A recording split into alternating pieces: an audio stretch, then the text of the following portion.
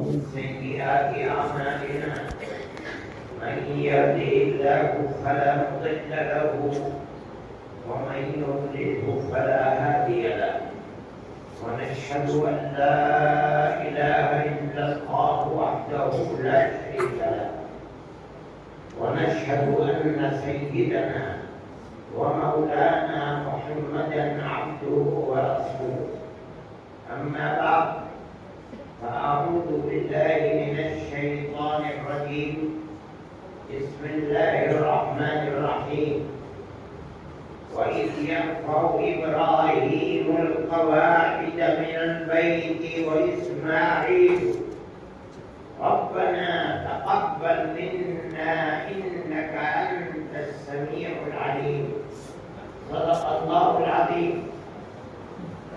محترم بزرگوں اور بھائیوں، میرے لیے بڑی خوشی کی بات ہے کہ آپ نے اپنے شہر میں مسجد بنائی، یعنی اللہ کا گھر بنایا،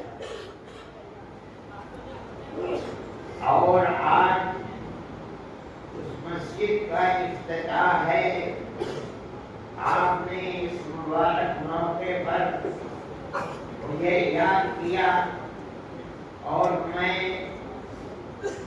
اپنی معذوریوں کے باوجود آپ کے اصرار پر یہاں آ گیا. مجھے دیر ہو گئی اور جہاز وقت پر نہ آیا، بلکہ 1 گھنٹے سے زائد تاخیر ہو گئی. میں نے ابھی آپ کے سامنے قرآن کی ایک آیت پڑھی ہے.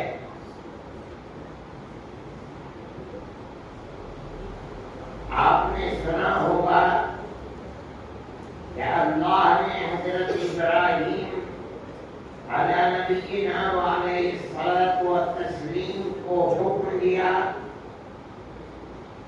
اور خدا کے حکم کے مطابق انہوں نے اپنے بچے اور اس کی ماں کو حضرت اسماعیل اور ان کی ماں کو حضرت اسماعیل اس وقت دودھ پینے والے بچے تھے. اللہ کے حکم کے مطابق اس بچے کو اور اس کی ماں کو لے کر قرآن کہتا ہے دیواجن غیر ذی زرع، ایسی جگہ جہاں کچھ پیدا نہیں ہوتا تھا، پانی بھی نہیں تھا، ایک پانی کا برتن. اور روایت نبی کریم علیہ السلام فرماتے ہیں کہ کھجور کا ایک برتن جس میں کچھ کھجوریں تھیں. ان 2 چیزوں کو وہاں دے کر اور واپس چل دیے. کوئی آدمی وہاں نہیں تھا، نہ کسی کے بسنے کے امکانات تھے، اس لیے کہ پانی نہیں تھا. اور واپس آئے، پیچھے پیچھے ماں دوڑتی ہے بچے کی، کس پر چھوڑ کے جا رہے ہو، کہاں جا رہے ہو؟ کچھ ڈوڑ کا جواب نہیں دیتے. آخر میں وہ کہتی ہیں یہ بتاؤ کہ خود چھوڑ کے جا رہے ہو یا اللہ کے حکم پر چھوڑ کے جا رہے ہو؟ بس اس کا جواب دیا کہ اللہ کے حکم پر جا رہا ہوں. عرض کیا کہ اگر اللہ کے حکم پر جا رہے ہو تو اللہ ہی ہمارا محافظ ہے. چنانچہ کوئی آدمی نہیں تھا وہاں، تنہا وہ اور ان کا چھوٹا سا بچہ، دودھ پیتا بچہ. اس پریشانی کے عالم میں کبھی صفا، جہاں حاجی لوگ طواف کرتے ہیں، سعی بین الصفا والمروہ اوپر چڑھتی تھی، دیکھتی تھی کوئی آدمی ہے کبھی نیچے اترتی تھی تو جو وادی تھی اس میں دوڑ کر نکلتی تھی، پھر مروے جاتی تھی، وہاں چڑھتی تھی۔ آج تک وہ سنت زندہ ہے اور حاجی لاکھوں کی تعداد کے اندر صفا پر چڑھتے ہیں، نیچے اترتے ہیں، تھوڑی دور دوڑتے ہیں اور مروہ پر جاتے ہیں۔ اسی درمیان میں فرشتے نے آ کر کہتے ہیں کہ اپنا پر مارا، یعنی کوئی تصرف کیا اور وہاں سے یہ چشمہ نکل گیا جس کو زمزم کہا جاتا ہے۔ یہ اتفاق کی بات ہے کہ یمن کا ایک قافلہ جو جرہم کے قبیلے کے لوگ تھے وہ یہاں سے گزرے، ان کا اونٹ گم ہو گیا، اسے تلاش کرنے کے لیے پہاڑ پر چڑھے، یہ دیکھا کہ کچھ چڑیاں ہیں جو گھوم رہی ہیں۔ چڑیا وہی ہوتی ہے جہاں پینے کا پانی ہوتا ہے، وہ سمجھے کہ یہاں پانی ہے، وہاں آئے تو دیکھا کہ پانی ہے اور کوئی نہ آدمزاد، ایک بچہ ہے اور اس کی ایک ماں ہے۔ جو قبیلے کے دوسرے لوگ تھے ان کو بلایا اور ان سے کہا کہ ہمیں یہاں رہنے کی اجازت دے دیجیے۔ انہوں نے اجازت دی مگر اس شرط کے ساتھ کہ اس پانی پر میرا حق اور میرا تصرف رہے گا۔ انہوں نے قبول کر لیا۔ پھر انہوں نے یمن سے اپنے خاندان والوں کو بلایا، وہ لوگ آ گئے۔ حضرت اسماعیل نے ان کا کھیلنا کودنا پرورش یمن کے بچوں کے ساتھ ہوئی ہے، اور جب بالغ ہو گئے تو ان کی شادی یمن کی لڑکیوں کے اندر ہوئی، پہلی شادی ہوئی، دوسری شادی ہوئی۔ اسی لیے عرب کہتے ہیں کہ عربوں کی اور قریش کی اصل یمن سے ملی ہوئی ہے، وہی شادیاں ہوئی، انہی سے اولاد ہوئی اور انہی سے پھر خاندان چلا جس کے اندر آخر میں بنو ہاشم ہے۔ لیکن میں یہ کہہ رہا تھا کہ یہی وہ جگہ ہے جہاں کعبۃ اللہ تھا، لیکن جب نوح علیہ نبینا علیہ الصلوۃ والتسلیم کا طوفان آیا اور دنیا برباد ہو گئی تو کعبۃ اللہ کی در و دیوار بھی جو پہلے سے بنی تھی منہدم ہو گئی، گر گئی۔ یہاں ایک ان کا مجموعہ چھوٹا سا ٹیلا رہ گیا تھا جس کے اندر کعبۃ اللہ کی دیواریں گری ہوئی پڑی تھی۔ اب اللہ نے جب اسماعیل بڑے ہوئے تو اللہ نے حضرت ابراہیم کو حکم دیا، جاؤ جہاں ہمارے کہنے سے تم نے اپنے بچے اور اس کی ماں کو چھوڑا ہے وہاں ہمارا گھر ہے، جو تمام مسجدیں ساری دنیا کی اسی گھر کی طرف ان کا رخ ہے، ان سب کے اصل ہے، اس کی جا کے تعمیر کرو۔ چنانچہ اس ریت کو ہٹایا گیا، اس کے اندر سے وہ جو پہلے کا بنا ہوا کعبہ تھا اس کے آثار ملے، اس کی بنیادیں ملی۔ حکم ہوا، اپنے بیٹے سے کہا کہ مجھے اللہ نے یہ حکم دیا ہے کہ اپنے گھر کی تعمیر کراؤں، یعنی اللہ کے گھر کی۔ بیٹے نے کہا بالکل ٹھیک ہے، جس چیز کا حکم دیا ہے کیجیے۔